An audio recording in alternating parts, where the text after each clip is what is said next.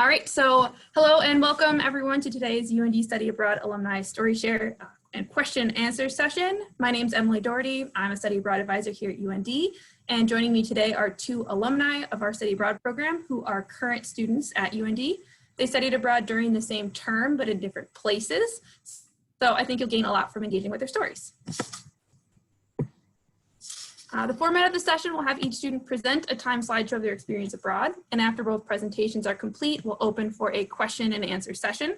And so first up, we have Jacob Bidmar. Jacob is a senior at UND, majoring in marketing and sales. Jacob studied abroad in Barcelona, Spain during spring 2020 through Barcelona Study Abroad Experience, or Barcelona SAE. Take it away, Jacob. All right.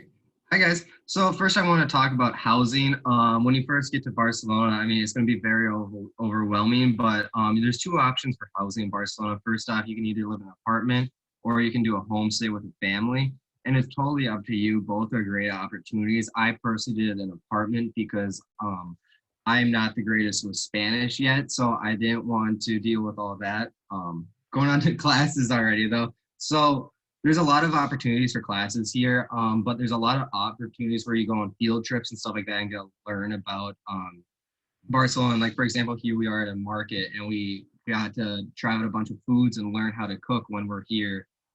So then we can learn what we want to do for food outside of classes. Then we went in and did other opportunities like going and helping out some of the poor communities, and we went and trimmed hedges around a road that led up to a school for the poverty community. So there's always opportunities besides just being in class. So you can, then we go to campus. This is the view from my window from my building, and basically campus was about a 10-minute ride away on the metro. I definitely plan out and figure out where you live and how long it takes to get to campus. But when you're on campus, it's great. The people are awesome. They totally understand the situation that you're in. And then going into making friends, that's going to be the easiest part for you. Everyone that you are with is in the exact same boat as you. They're all trying to make new friends and gain new experiences and see the country. So that's definitely going to be a fun part for you to get to understand, because you're going to meet people from so many different places. And I now have connections with people all the way from Texas, Florida, Michigan, California, and even in Morocco, Africa. So there's so many opportunities to make friends, and it's just going to expand your network. So definitely get out there and meet people, because they're all going to be just like you. Transportation, you're going to be spending a lot of time on planes, buses, the metro, even walking. I recommend you take the time to learn especially if you're planning to go somewhere. Obviously, you're going to spend a lot of time planning for flights, but even if you're just trying to go up and catch a sunset view up on some of the sites in Barcelona, on some of the mountains, you're going to want to know how long it takes to get there, because you're going to be walking, then you're going to be on the metro, then you might be on the bus. There's a lot of different things that you're going to take. And obviously get the app so you can see your flights and everything right on your phone. It's going to make everything so much easier than having to print everything off.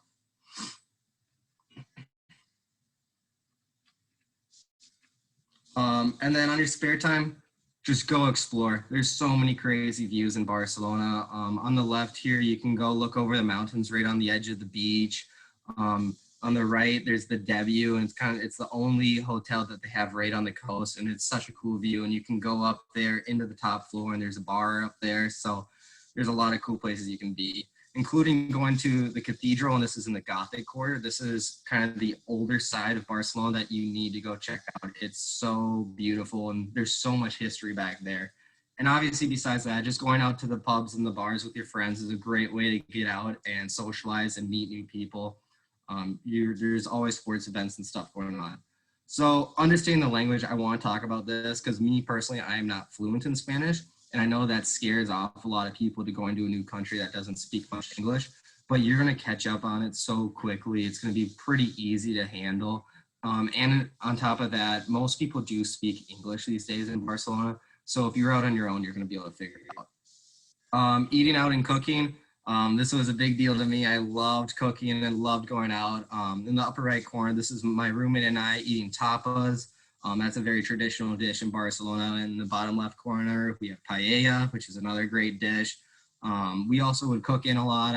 Me and my roommates would cook a lot of pizza and mussels. There's always things you can eat. And there's so much to try. So definitely get out of your comfort zone and eat. Traveling, so many places to go. I mean, if you want to leave Barcelona, it's so easy. I mean, in the upper left corner, I stayed in Spain, went to Sevilla. This is me and my exchange family in Morocco. And on the right, that's me and that's a picture of Milan, Italy, of their cathedral. Definitely get out and do some traveling. Another big thing in Barcelona is learn how to dress. Do your research. If you are going around wearing sweatpants and a sweatshirt, you're going to get stared at and people are going to think you are hilarious and they know that you're an American tourist. So it's best you try and fit in and learn about how people dress and just go with it. You might be uncomfortable with it, but I mean, I know it wasn't my style, but it was definitely worth it. And lastly, I want to talk about internships. So when you're in Barcelona or anywhere, there's always opportunities through our school to get internships. And for me personally, I'm a marketing student and I was able to get a marketing intern in Barcelona where I helped at a hostel and I was building blogs, working on their social media, figuring out new marketing strategies for the company. So yeah. Fantastic. Thanks, Jacob. I'm sure we'll have some questions on that afterwards. So next up, we have Paige Beecher. Paige is a junior at UND and is a nursing major. Paige studied abroad in Prague, Czech Republic during spring 2020 through AIFS. All right, so take it away, Paige.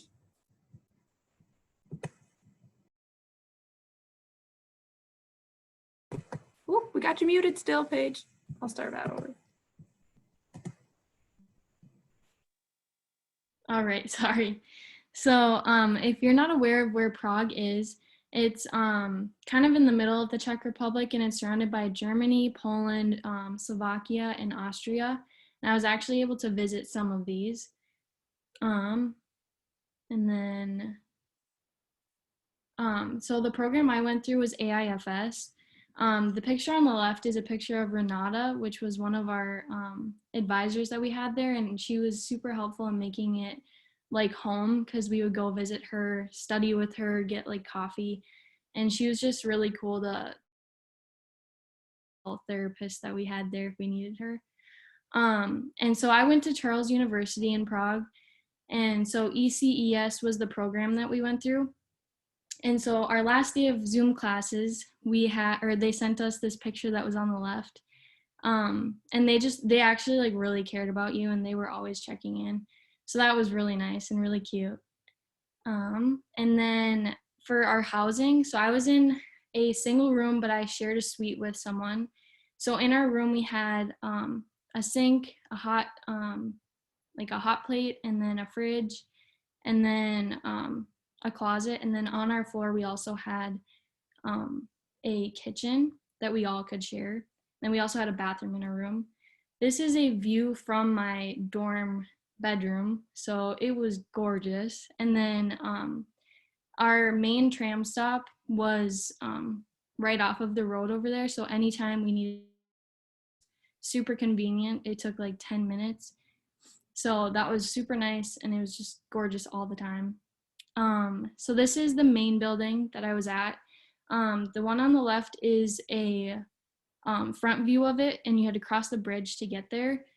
And then on the right is a side view of it, and this is at one of the tram stops. And it was just a really gorgeous building, like inside and out. So this is another walk to get to what we called the J building. This one I only had like one class in, but it was so cool because it was kind of like walking downtown instead of being like by the bridge and everything. This was a different kind of scenery, and yeah, this was just really fun to walk through. And then this is a view from the classroom in the main building. So the picture I took in the of the front of the main building is but this is a view from it, so you can see like Prague Castle, and our dorms would be up on that hill over there. These are some other views of like walking around Prague and everything. On the right is one of the ways you could get to class if you didn't want to take the tram, which was, it was hard because it was a lot of hills and stuff, but it was so worth it because there's always so many things to look at and just food to get on the way. And the middle picture is also from a trip that we had. Making friends was also, I agree that it was like probably the easiest thing because they were all the coolest people. The bottom left, something interesting is the two guys were people we met in Germany. And so we had no idea who they were, that we just like somehow came across them and they showed us some stuff around Germany, which was really cool. And then while I got to volunteer to teach elementary kids English. And so the building on the right is actually an old apartment building that they turned into an elementary school. And so the desks and everything are set up like how they are on the left. And they just loved having us. And they thought it was so cool that we were there and speaking English. And then this is some other fun things that we got to do. We got to watch a lot of sports games. Soccer is a huge thing there. And it was almost even cooler than some of our like American football games here because they were just so into it. And then we also got a gym membership, which was kind of fun. These are some places I got to go. Got to go to London, Germany.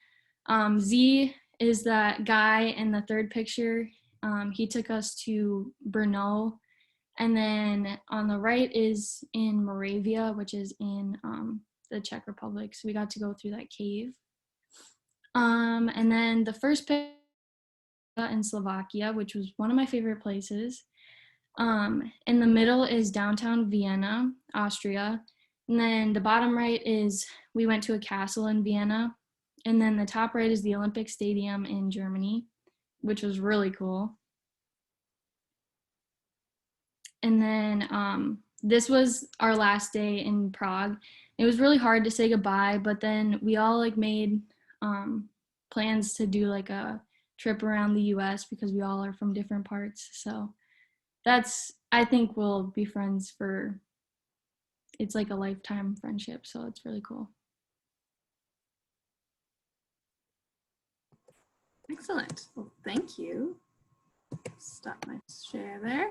Awesome. Well, thank you both so much for sharing your story there. Got a few questions for you.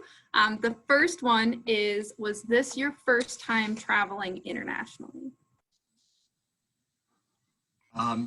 For me, I've been to like Mexico once, but it wasn't the same. I mean, that was an all-inclusive resort kind of deal, so I wouldn't really consider that international traveling. This was my first time actually going somewhere completely new, and just kind of being sent out there on your own. So yes, make the answer simple. But, Yeah, it was also my first time too. And that was my first time traveling alone too. And I think my family was a little nervous about that because they were like, I don't want her to like anything to happen or anything. But I was actually really comfortable because they set you up really well. And they like, if you have any questions, there's so many phone numbers to call and people will always be there for you. So it was really good. So for both of you, why did you choose your location? I chose Barcelona right away just because I love the ocean. I love being around the coast and being in a warm area like that.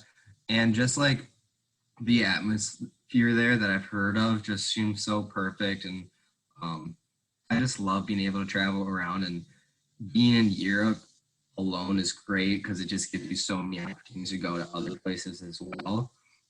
So that was definitely a big plus as well. So there's a lot of great things that made Barcelona my location, but those are definitely my top two. I kind of have a lot of reasons for Prague. At first, I will admit, I didn't really know what Prague was or where it was or anything. But after kind of looking at everything, I was like, I want to go somewhere really unique. And I also really liked that it was more centrally located, so I could go to places really easily and just like all those surrounding countries.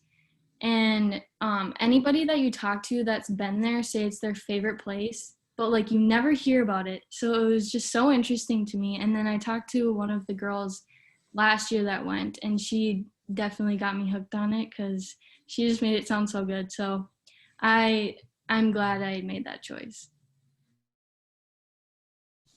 All right, you both talked about this a little bit during your presentation, but did you find it easy to get around your host city? Yes, it takes a couple of days to get used to for sure. I mean, especially when you're starting to learn like the metro, for example. Like I'd never been on an underground rail system before I was in Barcelona. And then starting to figure out where you're going when you barely even can speak the language is definitely something that you have to get used to. But once you figure it out, it is straightforward, and it's probably the easiest thing after about a week, and it's so helpful. So yes, I mean, it's definitely have to take the time, because I remember when I first got there, like especially for like the buses, I didn't even try and take the buses for like the first couple of weeks because I had no clue what was going to go on there, if I was going to be going the right way. So it's definitely just one of those things where you just got to jump into it and just try it. It's going to be extremely overwhelming at first, but once you do it, it's like second nature. So that's not too bad. Yeah, I definitely got lost a lot, but I used a lot of Google Maps because there's like a walking thing on there. So it would tell you like which trams to take and all that, because there's a lot of different transportation in Prague. So it was super helpful because it would say to go on like the tram that was called 22, and then you switch and stuff. So it was super, it walked you through kind of exactly what you needed. So for packing, did you pack the right amount? Did you not have enough? Did you pack too much? So I've had a lot of people in my family and cousins and friends who have studied abroad, and every single one of them told me pack less, pack way less than what you think you need. Because at the end of the day, you're going to be getting new stuff when you're there, and you're going to be able to just figure it out as you go. I think overpacking is probably the worst thing you can do, because then at the end of the day, when you're trying to come back, you're going to have way more things than you start with, and you're going to be panicked of how you're going to get everything home as well, because you're going to be getting a lot of stuff when you're overseas too. So definitely pack as light as possible. Like I think like I had enough clothes to get me through like maybe 2 weeks if I needed to. So it was, a few pairs of pants and a bunch of shirts. First pants in Barcelona, so it was very easy to pack for pants. I mean, I only brought like probably 5 pairs or whatnot, and then a bunch of shirts, and that was probably the easiest thing I could have done, because you don't want to take up too much space. It may feel like you're packing extremely light, but just do it. Yeah, I agree. And it's hard with like the laundry situation because you don't have a dryer. So you need to make sure you have enough where you can wash your clothes and then have them sit out for like a day. Yeah. And then have like replacements. But yeah, so pack a lot lighter than you're gonna think. And also you have to pack more dressy, I think, than most people around here do, because I definitely like go to class in sweatpants and stuff. But they're like, that's not okay. So I didn't even pack any because I was like, I'm not going to use them, and I actually didn't. So that was something that was helpful. I think I packed 1 pair of sweatpants, and I don't think I ever put them on. Yep. In my apartment, like at night or something like that. But yeah, you want to dress appropriate to their culture, or else you're going to be looked at as the tourist. And the whole point about going overseas is you want part of the culture, and the last thing you need to do is dress inappropriately, because I had buddies walking around in t-shirts and like basketball shorts, and they looked so out of place, and everyone was staring at them, and it was like I did not want to be walking around with them, because they're just like, this makes us all look like tourists. So stay away from that. Dress nice. That's a great point. It's how you're dressing as well as how the people you're hanging out are dressing. Right. So similar to topic to packing, after arriving on site, is there anything you wish you thought of or like remembered to bring that you had forgotten?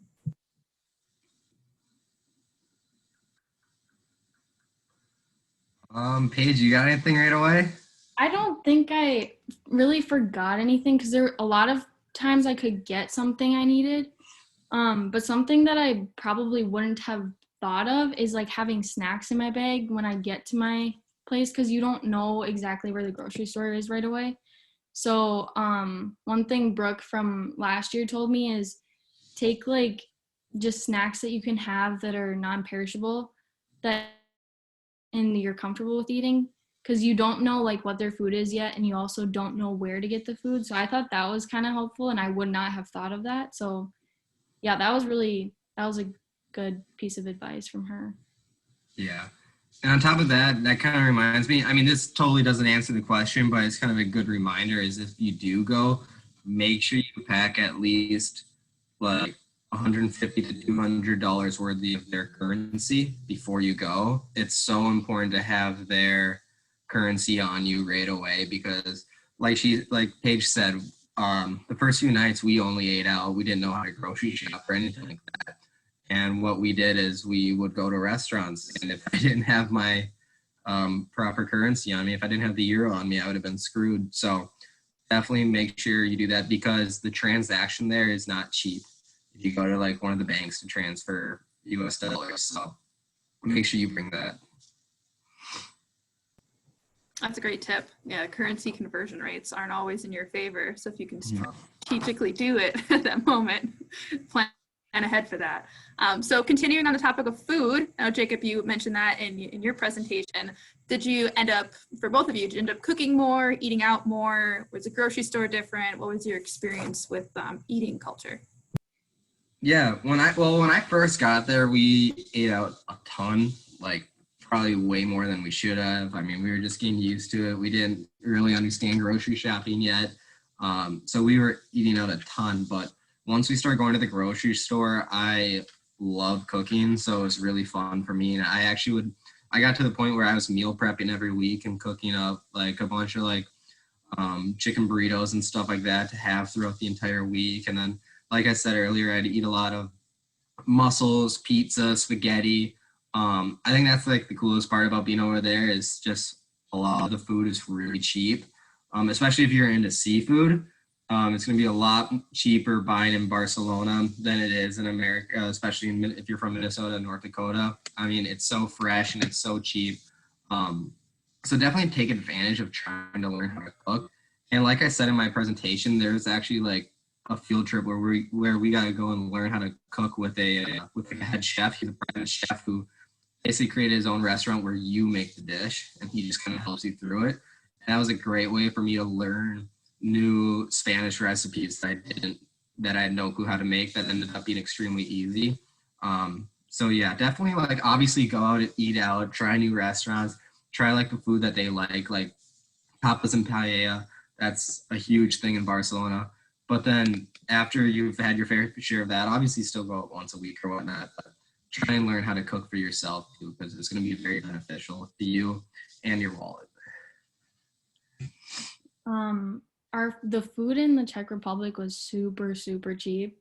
So, like the Czech crowns, they're like, I don't know the equivalents right now, but, you can get so much for your money in the Czech Republic when it comes to like food and everything. So we went out to eat a lot, but we were also able to try their traditional foods a lot. Because I feel like when I came back to, like when I would go to the grocery store, I would pick up things that I kind of knew, things to try to make.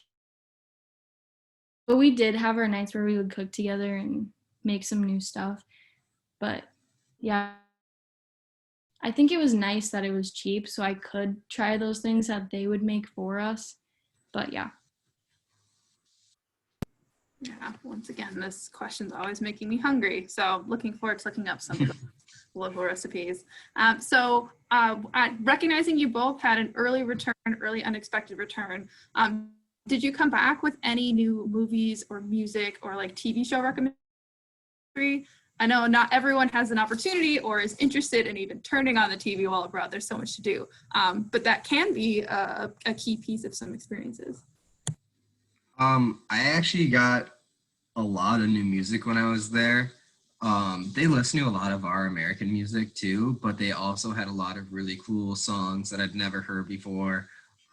So I came home with definitely a bit of new music. And actually one of our last nights in Barcelona, we went to a bar where they had a live singer, and he was absolutely phenomenal. He ended up having a Spotify account and everything, so I actually listened to him a ton now too. So you definitely do learn a lot of new music, and even like not just learning new music, but like I'll hear songs now, like when I'm just listening to the radio or listening to my music on my phone, and it's just like so many memories come back from certain.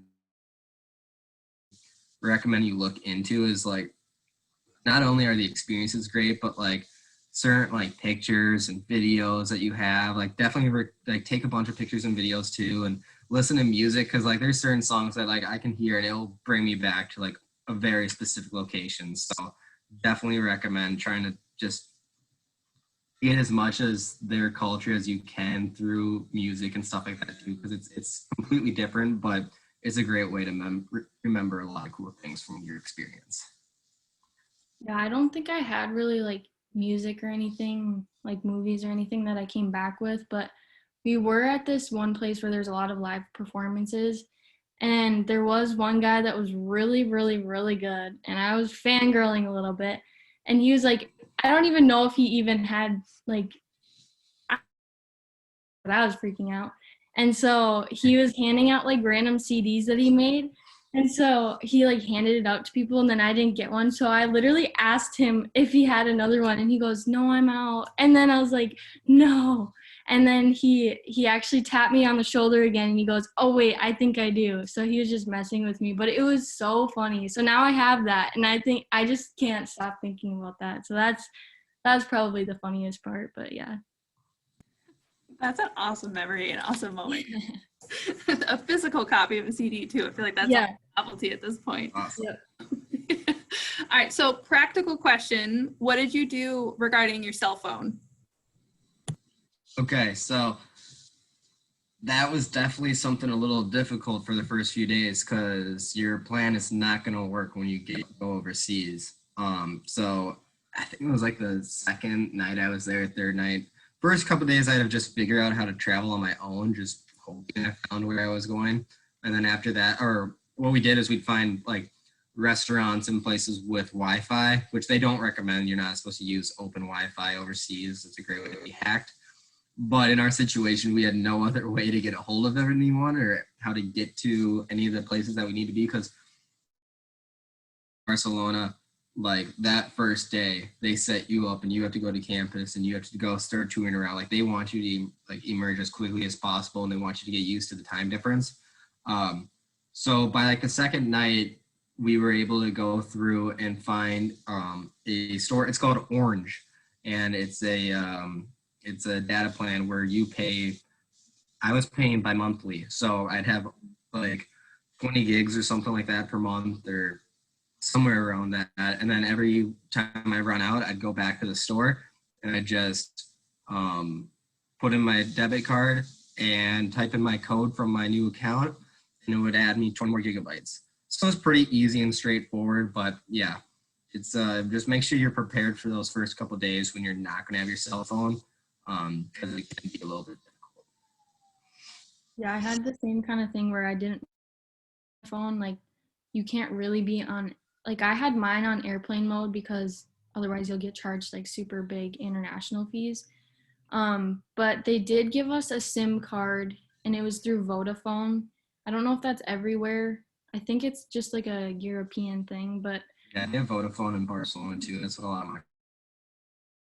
I did that, and then what I did is after my free one that they gave us was up, I like purchased a plan through them, and so the way I would pay for like my bills would be through ATMs, on the ATM, and then you would pay your bill through that way. So Yeah, it's an interesting different ways of facilitating your cell phones. Okay, so when did you decide to apply to study abroad? I was really pretty, when was I? I think it was right around this time actually that I actually applied.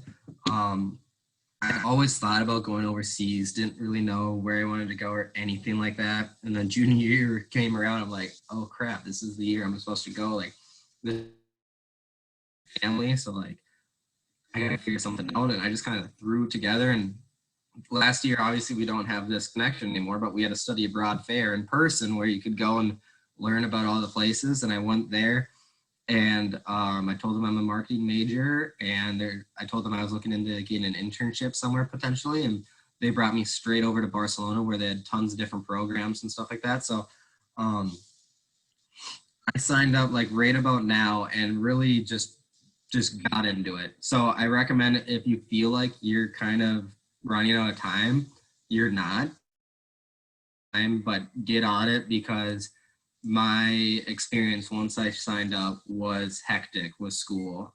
There's a lot of things you have to look into. And for me personally, I had to go get a visa for Spain. So I actually had to go out and fly to Chicago one day and spend a couple days there while I'm still trying to do school. So you still have time, but just make sure you're looking into it and understand what you really want to do, because it all goes really fast once you decide this is what I want to do. I think I also was looking around this time, and I didn't even have like a decision on where I wanted to go or what I wanted to do, because with being a nursing major, there aren't very many choices with study abroad. But since I took like high school credits, or in high school I took college credit classes, so I was able to get ahead with some of my stuff, and so I had a semester open, and then I took an online class through Bismarck to get the one class I needed. But yeah, I think I did it around this time. And then yeah, you're right, like with everything, like once you get that program like set, you really got to get going, because you got to get your visa and all that stuff, and that is really stressful. So don't procrastinate that if you do it. I like those tips. For anybody who watches our future recording of this, it is mid-September right now, and for both of these students studied abroad in the spring, so had to leave in January. So yeah, it can be a bit of a hustle, but it pays off when you plan at least ahead now, which also kind of ties into our final question. So thank you both so much. What would you say to someone on the fence about applying for study abroad in the future? Go for it. You gotta do it.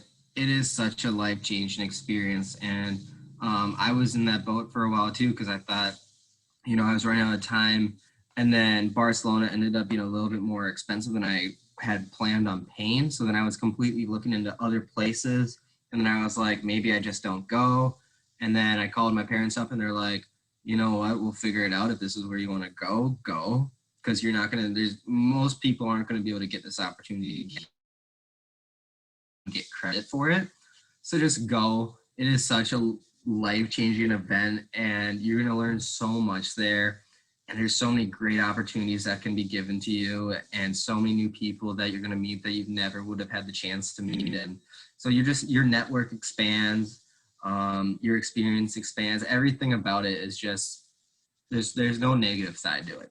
It's all positives, and it's all going to be so worth your time, and it's just something that you just kind of have to do to see what I mean.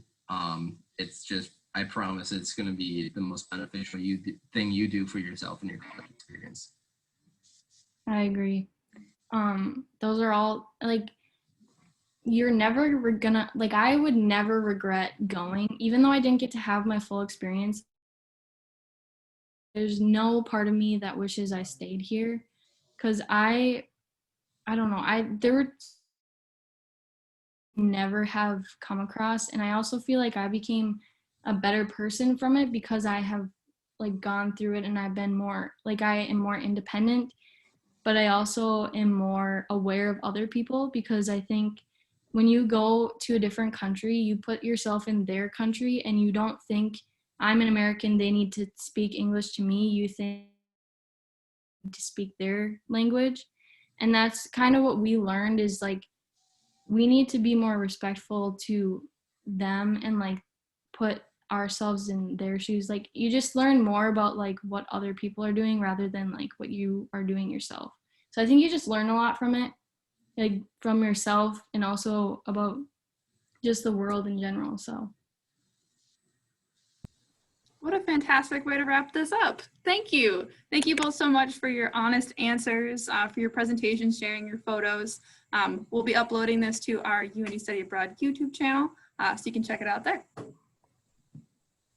Sounds good. Thank you.